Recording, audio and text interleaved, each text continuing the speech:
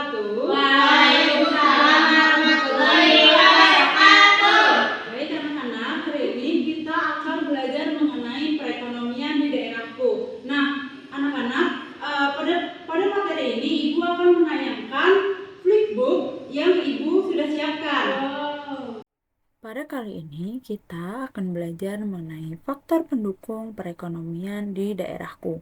Nah, pada bab ini kita akan belajar nih untuk mencari tahu apa saja faktor pendukung yang ada di perekonomian suatu daerah. Juga kita akan mencari apa saja contoh dari ekonomi kreatif yang ada di suatu daerah.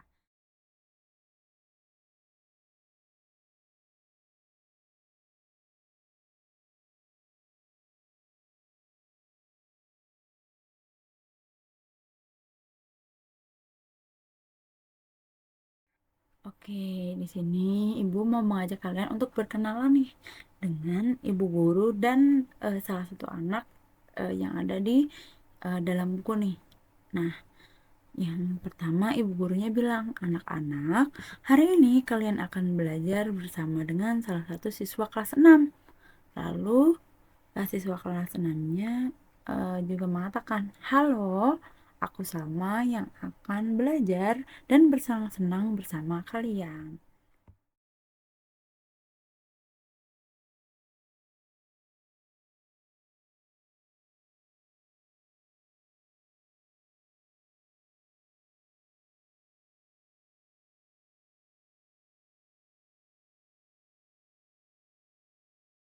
Nah, seperti yang Teh Salma tadi katakan, Teh Salma akan mengajak kita untuk belajar dan bersenang-senang. Di sini Teh Salma mengajak kita untuk mengetahui apa saja faktor pendukung perekonomian di daerah Teh Salma. Di daerah Teh Salma ada faktor pendukung yang pertama ada infrastruktur, yang kedua ada dan SDM, dan yang ketiga ada letak geografis.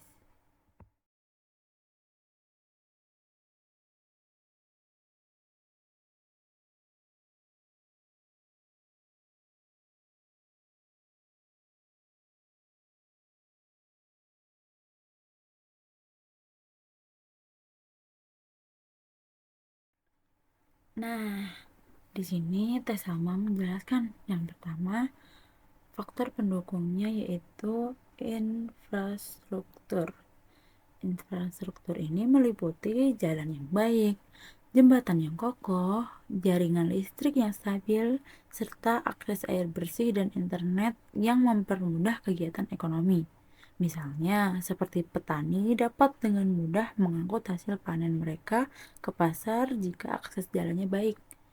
Terus juga seperti petani bisa memasarkan panenannya, lalu juga tersedia air yang memadai untuk memasok irigasi petani. Nah, itu termasuk infrastruktur.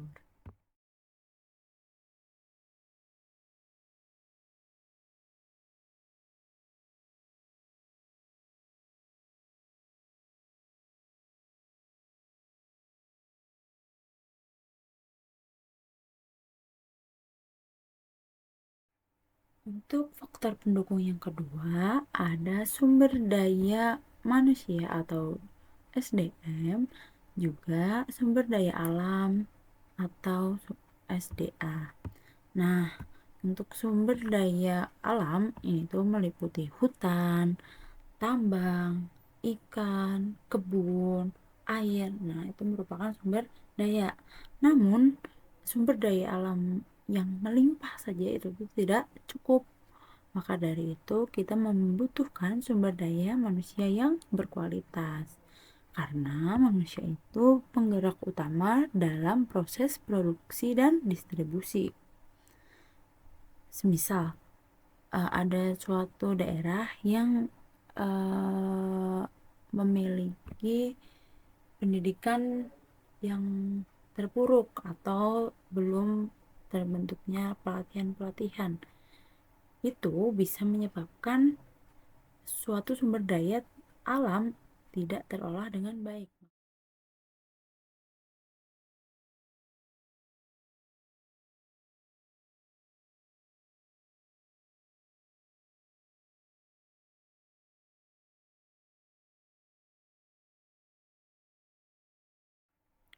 Faktor pendukung ketiga yaitu letak geografis. Letak geografis ini dapat dikatakan terbaik jika berada di jalur perdagangan, dekat dengan kota besar, pelabuhan, atau perbatasan negara yang membuat perekonomian bisa lebih mudah berkembang. Kedekatan ini memudahkan para produsen untuk mengakses pasar menjadi lebih luas dan mendorong perekonomian menjadi tumbuh lebih pesat. Produk dari daerah bisa dengan mudah dijual ke kota atau bahkan diekspor karena tadi dekat dengan jalur perdagangan maupun pelabuhan yang menciptakan peluang usaha dan membuat perekonomiannya menjadi lebih pesat dan berkembang.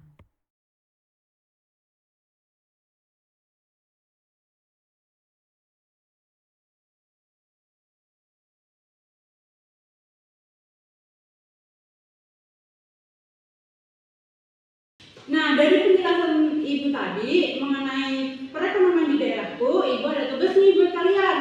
Kalian akan dibagi menjadi 2 kelompok. Kelompok Gina, Syarni, dan Vira adalah kelompok pertama, Nurul dan Widya adalah kelompok kedua. Nah, tugas kalian sama aku. Vira, harus mau ya sama Vira. Oke. Nanti kelompok kalian akan melakukan wawancara ke pedagang ataupun tetangga kalian yang bekerja sebagai petani ataupun nelayan di daerah kalian. Nah, setelah hal yang harus kalian wawancara itu yaitu ada nama, lalu ada jenis pekerjaannya apa, juga faktor-faktor pendukung perekonomian yang ada. Tugas yang Ibu berikan tadi, tugas berkelompok, nanti akan dipaparkan di pertemuan selanjutnya ya. Nanti akan dipaparkan oleh satu orang perwakilan kelompoknya saja untuk maju ke depan. Oke. Untuk pertemuan kali ini dicukupkan. Wassalamualaikum warahmatullahi wabarakatuh. Waalaikumsalam warahmatullahi wabarakatuh. Assalamualaikum warahmatullahi wabarakatuh. Waalaikumsalam warahmatullahi wabarakatuh. Gimana nih kabarnya hari ini? Alhamdulillah, luar biasa. Allahu Akbar. Berarti masih ingat ya pertemuan hari ini mau ngapain? Masih. Pertemuan hari ini kalian akan mempresentasikan tugas hari ini ya. Tugas minggu kemarin. Oke. Mungkin dimulai dari kelompok Nurul mau duluan. Oke. Silakan maju. Boleh kelompok Nurul dipresentasikan. Nurul. Oke, buat kelompok Nurul sama Widya. Nurul sama Widya mau wawancarai siapa? Bapak Stephen. Bapak Stephen ini penjual cilok. Tetangga siapa? Oh, di kakaknya Widya, telur ya. Iya. Iya, dari Jerman katanya. Oh, dari Jerman. Oh, ciloknya khas Jerman. Pakai keju parmesan. Oke. Jadi paling ada ya apa aja ini? Jadi faktor-faktor pendukungnya ada ribuan. Kalau sumber daya bahan bakunya nih dari Bapak Stephen itu mengatakan beli di mana gitu. Katanya mau belinya di pasar Ibu, di dekat rumah Widya juga ada pasar. Iya. Makanya Widya mau ada pasar di mana ini? Tahu. Tahu itu aku. Oke, selanjutnya kalau Bapak Stephen tadi jualannya sendiri atau gimana? Ada yang bantu istrinya. Oh, ada yang bantu. Iya, istrinya sama anaknya bantu 2 orang. Oh, ada yang bantu. Biasanya bantu goreng. Katanya gitu. Katanya bantu kasir sama dari kami. Iya, oh itu. Enggak, pembeli kan dilayani itu kasir bukan? Iya, itu kasir. Biasanya kasir mah ada. Enggak kayak tempat kosong gitu. Iya, biasanya kalau ada di minimarket jadi kanan. Oh, iya. Oke. Selanjutnya kalau Bapak Stephen ini biasanya kalau memasarkan jualannya nih, ada nggak dipasarkan atau masih kesulitan untuk memasarkannya? Oh iya,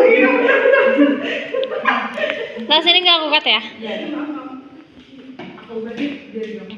Kalau faktor pendukung dari teknologi, Bapak Stephen ini gimana memasarkannya? Katanya bikin video gitu di TikTok Bu, jadi viral. Jadi rame kalau nggak tahu. Stephen tahu dong. Ayo emang aku udah nyobain.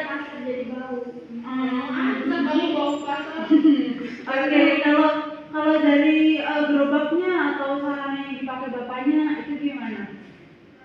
Udah pakai warung gitu Bu. Oh, udah pakai warung. Jadi jualan ada stand gitu. Ada kursinya juga tapi cuma 2 kursinya Bu. Karena tadi dipasarkan lewat TikTok, berarti warung Bapak Stephen-nya rame ya? Rame banget Bu. Rame banget itu ngantrinya aku aja dapat antrian berapa sih Bu? 150 oh 100 tuh. Soalnya banget ya. Oke, terima kasih buat kelompok Widya sama Nurul. Boleh kita dulu. Selanjutnya kelompok Gina, Syatri dan Vira. Siapa yang mau Gina? Berapa Gina? Ayo Gina. Oke. Gina, kelompok Gina mau wawancara siapa Gin? Pak Pangkos Oh, Pangkos. Pangkos ini pekerjaannya apa? sebagai petani Ibu. Sebagai petani. Biasanya Pak Pangkos ini menanam menanam padi ataupun palawija yang lain itu dengan siapa? Katanya sendiri Ibu, nggak ada yang bantuin. Nanti bisa dibantuin. Kadang salah di kerbau. Tidak boleh ya. Kalau biasanya Pak Pangkos ini memasarkan hasil panennya di mana? Katanya biasanya di tanam-tanam koperasi aja sih Ibu, belum tahu ke yang lainnya. Belum tahu yang lainnya.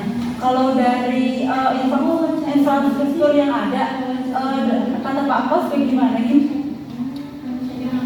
Katanya jalan ke ladang itu udah diaspal, jadi mudah untuk lewatnya Ibu. Jalan ke ladangnya udah diaspal ya, jadi udah mudah dilaluinya. Kalau dari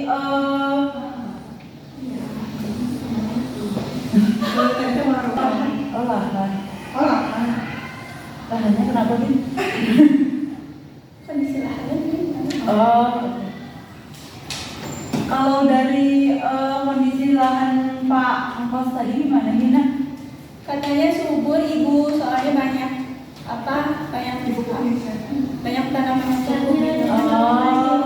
Berarti banyak juga ya hasil panen Pak Angkos. Iya. Terima kasih buat kelompok Gina untuk pelatihannya. Oke, karena pada pertemuan kali ini kalian sudah memaparkan hasil wawancara kalian. Selanjutnya Ibu harap kalian dapat membantu gitu ya, memajukan perekonomian di daerah kalian masing-masing. Bisa dengan inovasi kalian. Terus juga tadi kalian masih suka bersosial media ya, dibantu di pasaran gitu. Bisa dibantu lewat TikTok, Instagram, WhatsApp. Nah, itu bisa juga ya. Nanti bisa diajarin nih tadi para petani ataupun penjualnya biar bisa lebih